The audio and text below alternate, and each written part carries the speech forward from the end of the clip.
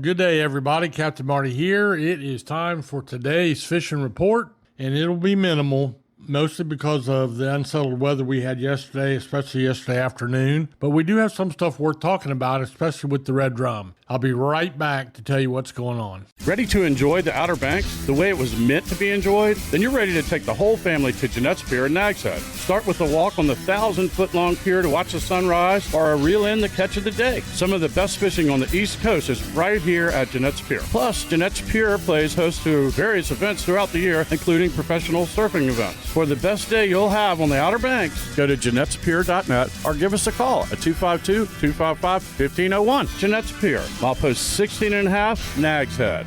What could possibly be more fun than watching a bottlenose dolphin swim and play in the water right beside you? Hop aboard Harbor Star Dolphin Tours at Wanchese Marina and witness this remarkable animal up close. The Harbor Star is a spacious 50-foot vessel with a wide, shady canopy that runs 2-hour trips multiple times a day, including a breathtaking sunset cruise. To book your tour, go online to wanchesemarina.com and click Harbor Star Dolphin Tours. See the majestic bottlenose dolphin up close with Harbor Star Dolphin Tours.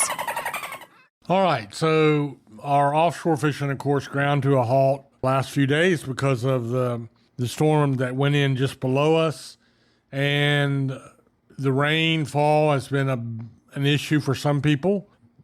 But by and large, I think at least on the northern Outer Banks, we came out all right. I mean, it's a northeaster to us. There is big surf, and a big surf means trouble for beach houses in some of those areas, and it also means inlets will be closed off. Hopefully the sands won't shift around too much, but sometimes that can happen. But the bottom line really in our fishing report today is all about pier fishing. There's really no reason to talk about anything in the offshore front. We had blackfin, we had mahi, we had wahoo, and we had a few billfish. And hopefully a lot of that will still be waiting on us when we get back. Inshore, we've had ribbonfish and bluefish and sea bass and things like that. Hopefully that'll be there when we return to fishing. But on the surf and the piers, a couple of the piers have been red hot. Nags Head Pier and Jeanette's Pier over the last few days have had some great both evening and morning drum fishing. These are all big drum, and the numbers are way up there.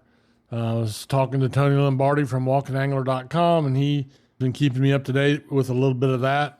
Drum fishing is a big, big deal. It's one of the things that puts Outer Banks fishing on the map. So that is great. And there have been a few of those big bluefish still caught. And there's yesterday morning, there was a few people still fishing on the pier, like normal fishing, and they were catching some small stuff. I think Tony caught a jack, and there was I've been seeing a few black drum in some of the catches. But all in all, it's primarily the big drum on the end of the pier. There have been drum caught down at Cape Point. There's been a few caught in the surf.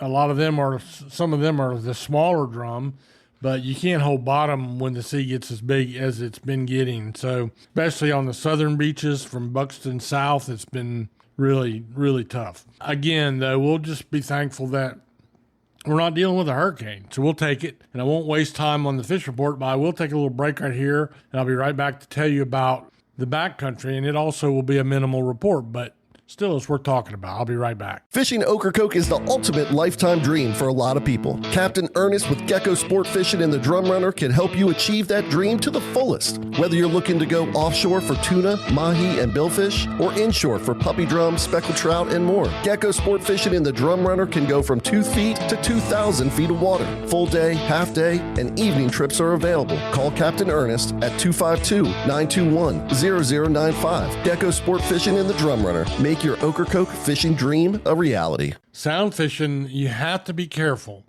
because with the amount of wind we had yesterday, there are places that you can find lees. You can get up some of the rivers and estuaries and go fishing, but don't get fooled because these wind directions are changing rapidly. Just while I was out shooting my muzzleloader on the shooting range, at the first shot, the wind was blowing from right to left. My second shot, it was blowing from left to right. And on my third shot, it was blowing right back in my face. And that's the way these systems are.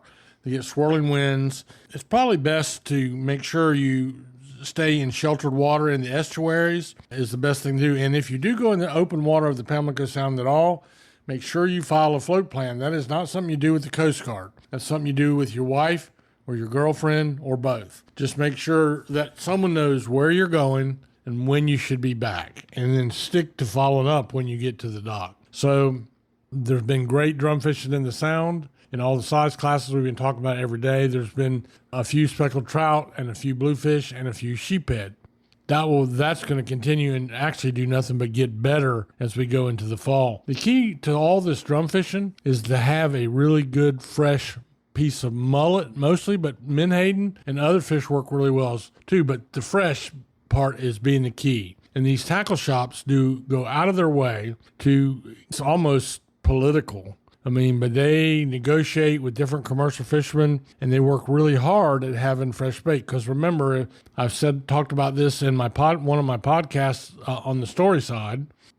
Bait that is 24 hours old is only going to catch 50% of what it caught the day before. Another way of looking at that, bait that is 24 hours old is 50% less likely to get a bite. So daily, these tackle shops throw out yesterday's bait, bring in new bait, and it's fresh. It's never been frozen, and it makes all the difference in the world. And that's why you shop at your local tackle shop or go by your local fish houses and make sure you get something that's really, really fresh. So keep that in mind when the wind does settle down. And now, by the way, as we get into fall, this is a great time of year for you waders, backside of Hatteras Island, all the way around Roanoke Island, especially on the southern tip of Wanchese.